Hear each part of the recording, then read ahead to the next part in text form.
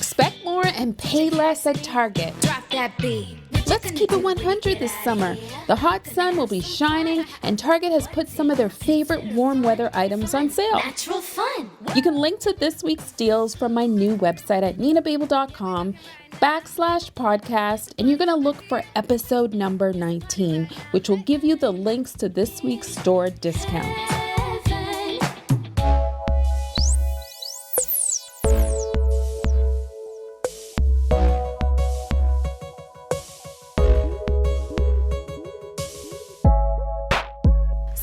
Nation, welcome back to another edition of the Keep It 100 Girl Show, coming to you live and direct from Washington, D.C.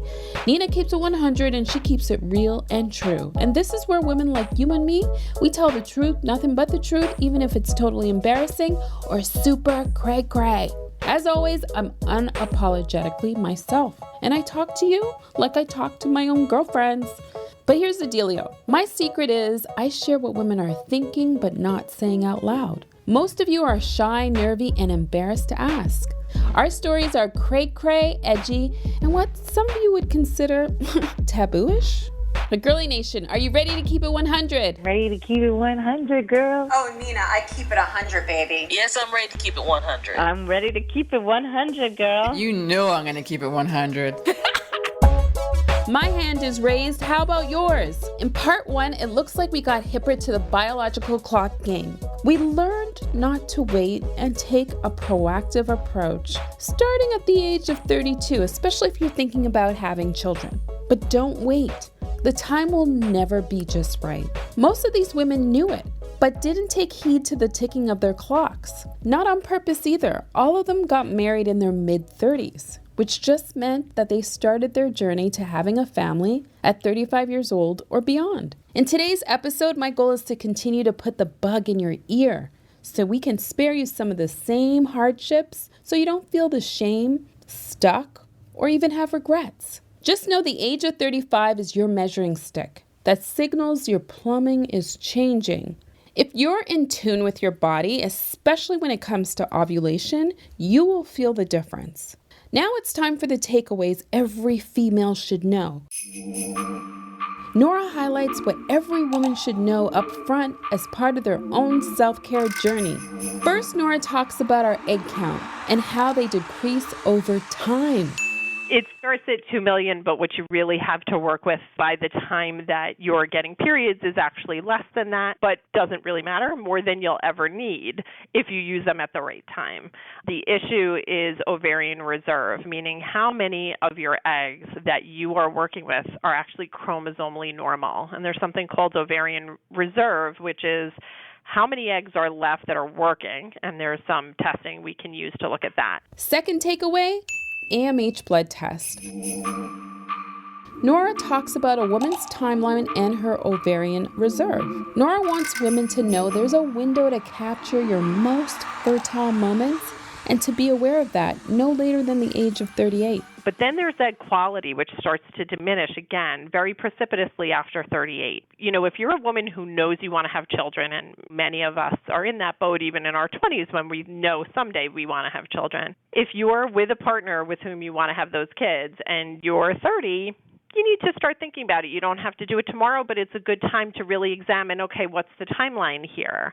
And maybe have your AMH level drawn, which is something called anti-Müllerian hormone. It gives us an idea of the ovarian reserve you're working with. If that level were to come back a little low, your GYN may want to do an ultrasound and look at your antral follicle count, which is the number of immature follicles you're working with at the beginning of a cycle. Mm-hmm. And if that number appears a little low, you may be someone who wants to start earlier than later, but it's just good information to have. It's not something to panic about. It's just good information. And be proactive. Look ahead. You know, if you know you want to have kids, don't wait till you're 38 and start trying for a year or maybe 2 years, which a lot of patients we see, that is their story. They don't come in till they're 40, and we've lost a really good window for capturing their most fertile moments. The third takeaway is about your egg count. Your egg quality degrades over time, which is linked to you not getting pregnant or the increased likelihood of a miscarriage. It's not so much that they're not there, it's that they're really degrading. They're chromosomally degrading, so they're not functioning normally. So that's what the change is over time. So the quality changes. The eggs are still there. They're definitely diminishing, but they're still there. The question is, reserve is one thing, meaning how many do you have, but what is the quality of the eggs? When eggs start to become chromosomally abnormal, you wind up in a situation of either not getting pregnant or getting briefly pregnant and having a miscarriage. That's why you see more trisomies, Down syndrome, that type of thing in older women. Those pregnancies are more common. As we get older, we've all heard those rates of, if you're over this, if you're over 38, your rates of Down syndrome go up by this much. That has to do with the egg quality degrading and leading to chromosomal abnormalities. The next takeaway is the quality of your cervical fluid during ovulation. In episode number 2, called Sticky and Gross, as well as my YouTube channel, I refer to this as the sticky test. Bianca shares the optimal situation for the sticky test. She describes exactly what to look for in your panties. You want your cervical fluid to be like that of egg whites. So when you have egg whites on your finger and you pinch it together and then you open it up, you want that egg white to stick to both fingers and to stretch between them. That right there is excellent cervical fluid. That right there will sustain life. So if your egg releases, like you have sex on Monday and you have that quality cervical fluid, by Wednesday, when your egg is actually released, the sperm that can sustain itself in that cervical fluid, and you could get pregnant. You don't have to have sex on the day that you ovulate. You could have sex a couple days before, and the sperm will live in that because there's enough nutrients in a good quality cervical fluid that then, once the egg is released, then it could go about its business and trying to get on up in there. But if your cervical fluid is like sticky, then it can't swim through there. It doesn't have the nutrients. It can't get through. If you think of an egg white, it's clear. When you drop the egg, the stuff is long. Like you lift the egg up and it's long. It's like jelly. Not like jelly, but it's like KY. It's like the quality of KY. Sometimes, like when you put your fingers on it, there'll be like a soft peak. Like if you're whipping up eggs and you're trying to make like a meringue or whatever, it's a soft peak instead of like a long string. Like you want, again, it's kind of like snot. Sometimes when your snot is like you blow and it's like a long thing of snot, and you're like, ew, and it gets all over your hand or whatever.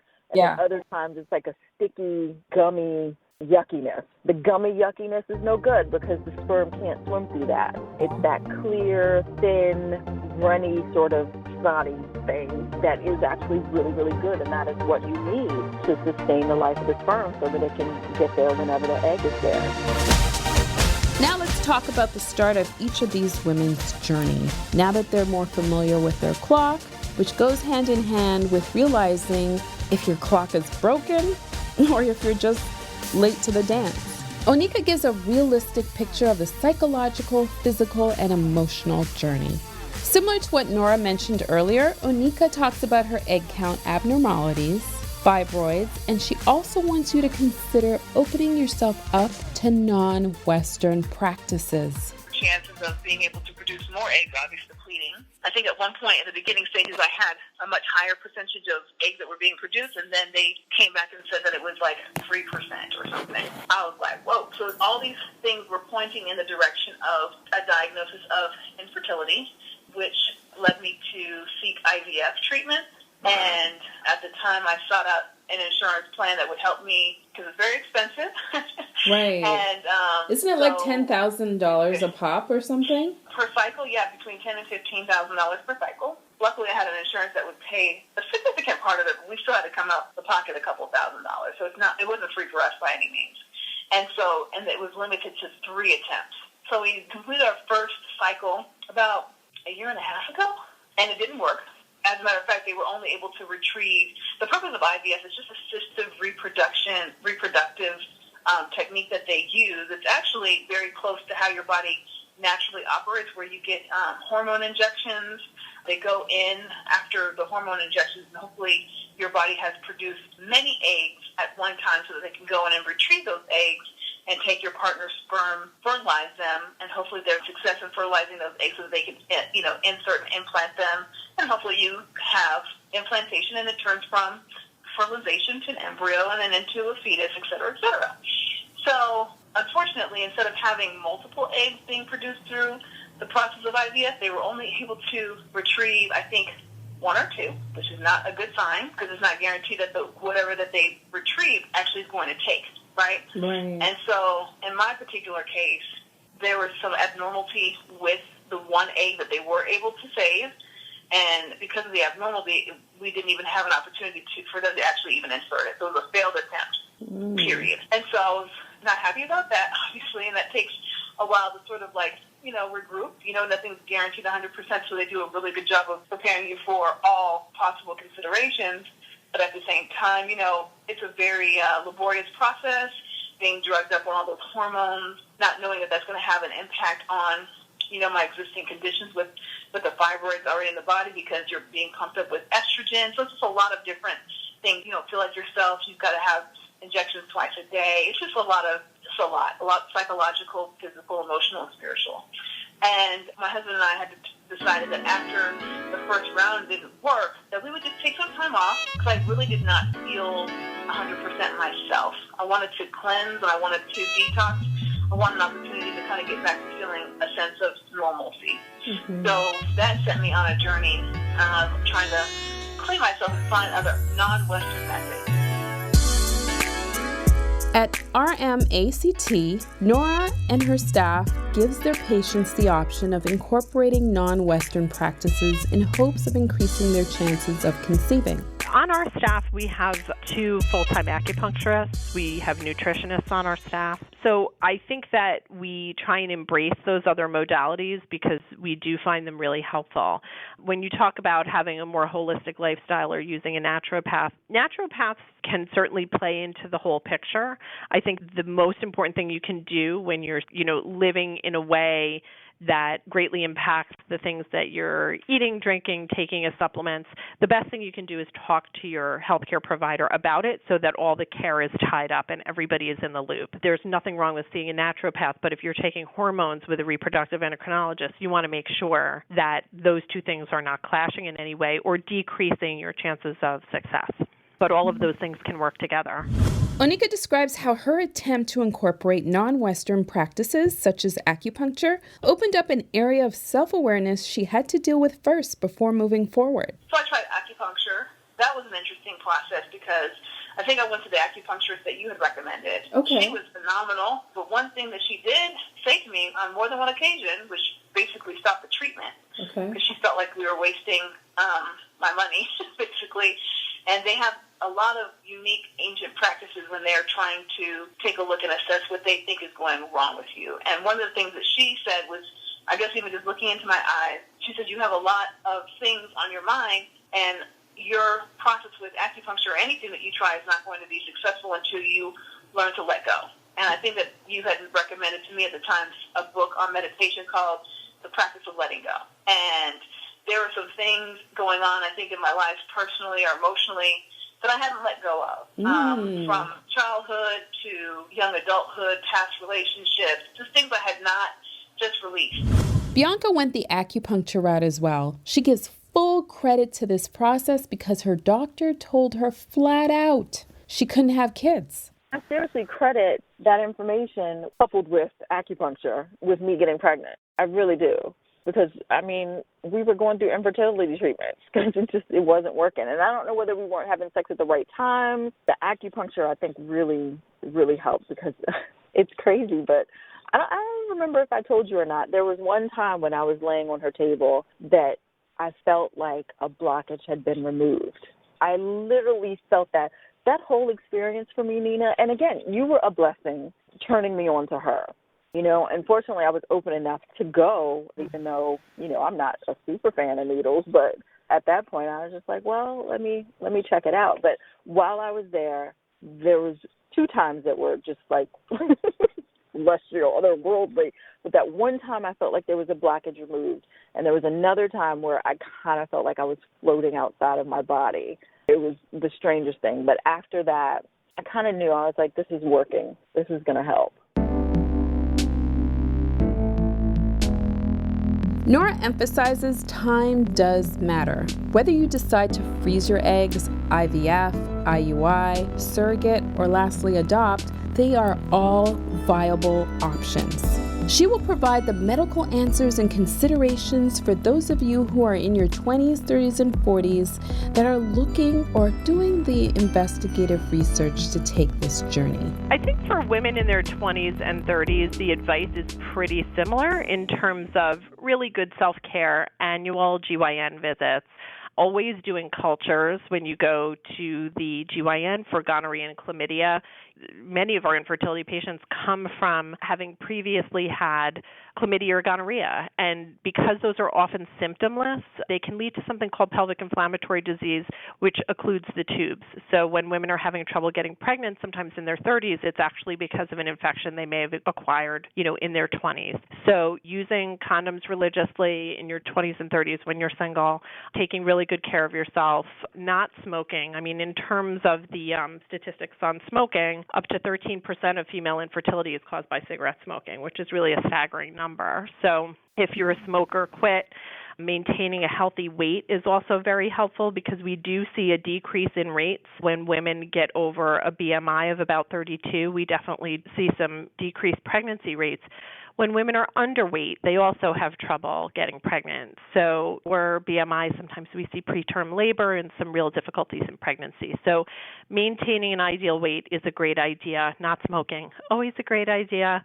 And taking care of yourself in general, getting enough rest, staying healthy, and lowering your stress level never hurts. I mean, there's not a lot of direct data that speaks to this, but we know about it in the field that when people are incredibly stressed, all these endocrine systems are all connected with what's going on in your brain. So anything you can do, like yoga or meditation, to sort of keep yourself in better balance always helps. Infertility rates have increased over time. Based on her experience, Nora highlights it's not embarrassing being a fertility patient, but most people think it is. I mean, when you say all of those things together, I think my mind keeps going to the same thing in terms of what's embarrassing for women or what's one thing you can tell women. I just feel like there is still so much shame in being a patient who requires assistance to get pregnant. 1 in 8 couples is infertile, and yet people don't want to tell their families, don't want to tell their friends. And what I find funny is I've been doing this a long time, and if I'm at a school function or I'm at a party and I tell people what I do, by the end of the night, at least 4 people have come to me and told me all about their IVF cycle, because I think that they get that I get it. So they might tell me, but they might not tell their friend, who seem to quickly get pregnant with no, need for help and that kind of thing. So for me, the message to women would be, don't be afraid, don't be ashamed. You haven't done anything wrong. And there are many, many more infertile people now than there were in the past. And part of that is because we've delayed childbearing, and part of that is because the world is more complicated. And it's okay. It's okay to talk about it. And, you'd be surprised how supportive the people are around you, your family, your friends. And those awkward moments when, you're at a family gathering and someone announces they're pregnant and everyone's kind of looking at you funny, like you've been married for 5 years, what's the deal?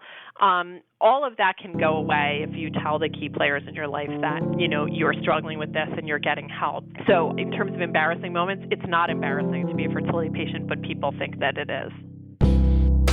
Girly Nation is living proof to the unfair but true circumstances women find themselves in, and how we're able to turn a negative into a positive time and time again.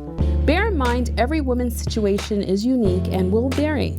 The message to all of Girly Nation is preparedness. Next, understanding your body leading up to the age of 35 years old is of utmost importance, as well as knowing what your options are afterwards. Bianca recalls the noticeable changes in her body at 35 years old. It's different for every woman. I absolutely remember after turning 35, that change in my body. And I didn't know what it was. I just knew that it was different, that the same things that used to happen weren't happening anymore, not as intensely as they used to happen. The wetness that I felt during ovulation versus before 35 versus what I felt after 35. But before I got that book, I didn't know what it was. I knew that it was different. I just didn't know what it was or what it meant, what that meant for my body as it was changing. So for me, it was 35, but for someone else, it could be 30. It's a catch-22. It kind of makes me angry that you're given this limited time period to act, not knowing if you're going to have a partner, if your marriage is going to last. But speaking from my own experience, I can tell you that I was not ready in my 20s in any shape or form to have a child. I mean, mentally, I was just not there. And I chose my career as my focus and direction, thinking, you know what, I got time where I could play catch up, and that didn't happen. Bianca wasn't ready to be a parent in her 20s. She feels the wait made her a better parent, though. You know, it's a catch-22 because when you're younger, I feel like you are not confident enough. You don't have enough of yourself, of who you are as a person, to give the way you need to give to a child. You give everything to your child. Every single thing. And when I was young, I know I was not ready for that. I was not ready to be the parent that I was in my 30s and I am now. When I was younger, I wasn't ready. I'm raising a better child. I am a better parent because I'm older, because I had the opportunity to do the things that I wanted to do, to travel, to just be me and not have to worry about someone else and give myself as much as it requires. And it requires everything, every single thing. It's the hardest thing, but obviously there's so much joy in it too. Wendy's in her 40s in a long-term relationship and doesn't have any children, but wanted to pass the positivity to listeners. There's nothing like missing that God-given window and left with no options to conceive a child naturally. Think about freezing your eggs. If you do feel like you might want to have children, it's your decision. So that's what I would tell someone in their 20s. I like that. I wish someone told me that. Yeah, someone tried to tell me that in my 30s, and I don't know You what. dismissed it? I didn't dismiss it, but I think I was still sort of thinking again. You'll do it. I was thinking, I'm going to meet somebody, and and there's still time. Right. I did meet somebody, but the timing was off. So, in terms of the timing was off for us to do it the natural way. Best practice as a woman is to self-advocate yourself with your reproductive health. Nora is totally in favor in freezing your eggs, especially if you could afford it. Every once in a while, there are women who do go into something called premature ovarian failure. It's not very common, but there are women who actually are losing their fertility earlier, potentially in their late 20s. It's always something good to know about. The question becomes, what are you going to do with that information? I mean, I think the important thing is to advocate for yourself, be proactive, but really think about what you're going to do with the information. If it makes you panicked and stressed, it's not helpful to go get it because these things all work in concert. And if you get yourself completely overwrought about it, you're probably going to undo some positive things. So if you're at a point in your life, I mean, if I were 32 and didn't have a partner, knowing what I know, I'd freeze my eggs. I think it's a good thing to talk with the GYN about, too. If it's something a woman is considering, if she, doesn't see marriage around the corner and she's hitting that, 32 to 34-year-old age bracket, I think it's a great idea to at least have the discussion.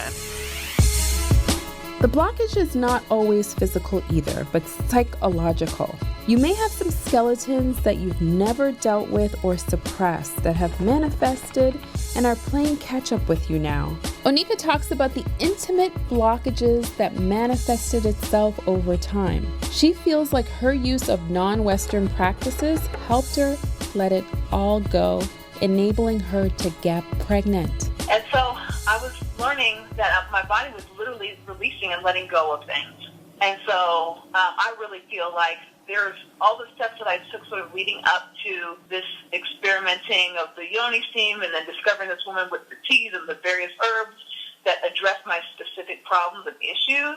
I think that all the work that I did and the spiritual work that I did and releasing, I think that all of that sort of in combination sort of helped lead me to the pathway to being able to conceive my child naturally, because medical professionals said it was never going to happen on my own. Like, this it's a wrap. I just listened to myself and I listened to my gut, and I made decisions based on the things that made sense to me. And so that would be my advice to anybody. And everyone's going to be different. Their journey is going to be different. But for me, I just felt like going the route of Western medicine just hadn't worked for me. I already tried it and it wasn't successful. I felt like it was actually potentially hurting me. So I wanted to find something else that would not give me that feeling. And it led me to this path.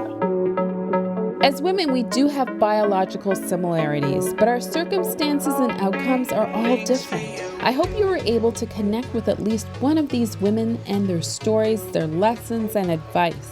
This allows you to set expectations for yourself and your partner in an informed manner. These women didn't take their biological clock as seriously as we should. Like Nora suggested, once you hit that mid-30s mark, you should start the investigative process with your OBGYN, just to know what you're up against or not. Thankfully, non-Western medicine worked for both Onika and Bianca in more ways than one. If you would like a downloadable list of these takeaways and resources, you can visit my website at www.ninababel.com, look for episode number 19, and enter your email address in the comments section. Thanks again to Nora Bolger from the Reproductive Medicine Associates of Connecticut for participating in this episode, and their contact information along with the resources that Nora mentioned will be available online and posted in the show notes. So myself and Girly Nation went really deep this week, because there's an embarrassment or shame that comes with not bearing children, whether you like it or not. It's a societal pressure we learn at a very early age as a young girl. But that wraps up our series, and this is evergreen content that you, as a woman, should never forget. When you have those conversations amongst yourselves, girlfriends, mother-daughter, or even daddy-daughter, this is a nugget worth sharing. Before you leave, I want you to give me some love, Girly Nation. If you like this episode, kindly leave me a rating, review, and subscribe in iTunes or Stitcher. Girly Nation, this is what helps me stand out from the crowd. You can connect with me on social media because I love Twitter, Instagram, and send me a snap on Snapchat. You could use the handle @NinaBabel. Then lastly, you could go to my website and subscribe to make sure you're in the know with all of my latest and greatest. Was this episode good for you? Because new episodes drop every Tuesday on iTunes, SoundCloud, Google Play Music, Stitcher, and TuneIn Radio. Don't forget to share the show with your girlies. And if you have a question or a personal story, you can send me an email to ask@ninababel.com. Lastly, you can check out my videos on YouTube by typing in the search field Nina Babel. But that's it for this week, girl. Smooches!